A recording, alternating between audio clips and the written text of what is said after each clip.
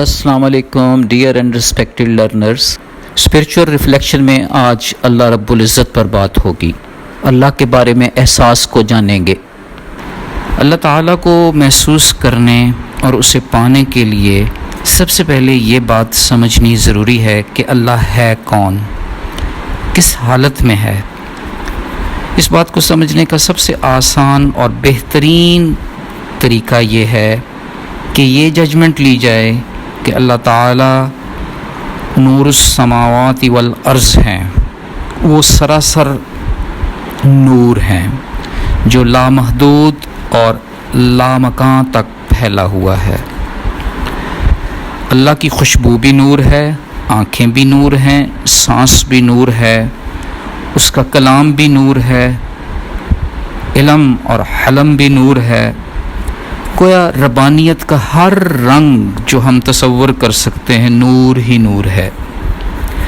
جب یہ بات سمجھ آ جائے تو پھر اس نور کو آسانی سے محسوس بھی کیا جا سکتا ہے۔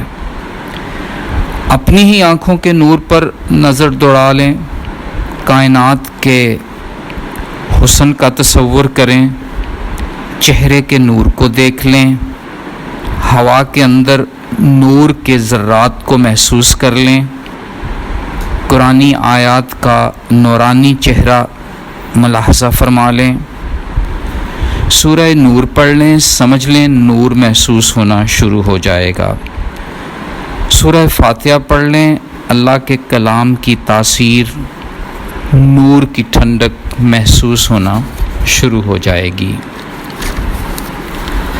پھر اپنے ہی وجود، اپنی ذات کو خوب پڑھیں، اپنے جسمانی اور روحانی وجود پر غور کریں۔ معلوم ہوگا کہ جسم کے ہر حصے کا نور روح سے وجود میں آ رہا ہے۔ روح امر ربی ہے جو رب نے جسم میں پھونک دی، جیسے کبھی کوئی بزرگ دعا کر کے ہمارے اوپر پھونک مار دیتے ہیں۔ یوں روح بھی دائمی نور ہی ٹھہری، یوں اس نور سے بھری روح کو محسوس کر لینے سے رب کا احساس اجاگر ہوتا ہے۔ جب بدن میں ڈالی گئی تو ماں کو احساس ہوا تھا، جب بدن سے نکلتی ہے تو ہم سب کو احساس ہوتا ہے۔ اسی احساس کے اندر کہیں رب بھی موجود ہے، جس کو تصور کرنا پھر زیادہ مشکل نہیں رہ جاتا۔ لیکن ایک بات ذہن میں رہے کہ ایک محدود ذہن، ایک ناقص عقل لامحدود لامکان کا احاطہ نہیں کر سکتے۔ چیونٹی سمندر کے تصور کو اپنی عقل میں سمیٹ نہیں سکتی۔ لامحدود کا عکس محدود چیز میں موجود ہوتا ہے، یا یوں کہہ لیا جائے کہ تمام محدود اشیاء، تخلیقات بشمول اشرف المخلوق لامحدود کا لازمی حصہ ہے۔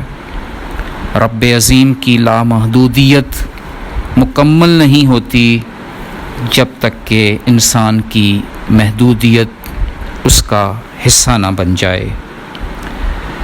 یوں اگر میں بحیثیت انسان اپنی ہی سانس کو محسوس کر رہا ہوں تو یہ انڈائریکٹلی اللہ کو محسوس کرنے کے مترادف ہے۔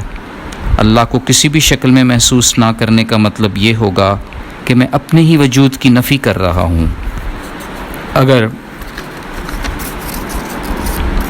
میں ہوں جو کہ یقیناً ہوں، تو پھر یقیناً وہ ذات باری تعالیٰ بھی موجود ہے جس کو اور جس کے کل کو دیکھنے کی سکت تو کلیم اللہ حضرت موسیٰ علیہ السلام میں بھی نہیں تھی، جب فقط ایک مائکرو سیکنڈ کی تجلی سے کوہ طور ریزہ ریزہ ہو گیا، اللہ کا پیغمبر بے ہوش ہو گیا۔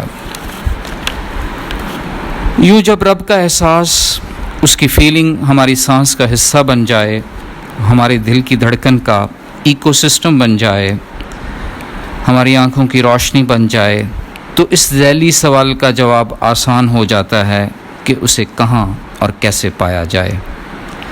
بہتر یہ ہے کہ اسے اسی طریقے سے پایا جائے جو طریقہ اس نے خود ہمیں بتایا۔ اس کی بندگی اختیار کر کے فنا فی اللہ ہو کر اس کے رنگ میں رنگ کر ایک قدم اس کی جانب اٹھائیں گے 10 قدم وہ رب آپ کی جانب بڑھے گا۔ روح کو پاکیزہ کر لیں وہ مل جائے گا، اپنے آپ کو ایکسپلور کر لیں اس کو پا لیں گے۔ وہ زیادہ دور نہیں ہے، آپ کی شہرک سے بھی زیادہ آپ کے قریب ہے۔ اسے پانا ہے تو صلہ رحمی کر لیں، اس کا احساس اپنے وجود کے اندر قائم رکھنا ہے تو شیطان کو نکال باہر کریں۔ شیطان کی بوئی ہوئی فصل بھی یعنی حسد، بغض، کینہ، طمع، لالچ، خود غرضی، غصہ، چغلی، غیبت اور منافقت سے چھٹکارا پا لیں۔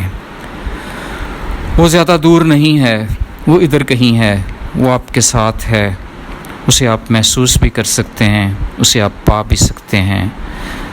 ہزارہ لوگوں نے اسے پایا ہے اور میں سمجھتا ہوں کہ اسے پانا، اس حقیقت کو اگر سمجھ لیا جائے تو اسے پانا زیادہ مشکل نہیں رہ جاتا۔ فی امان اللہ، اللہ حافظ۔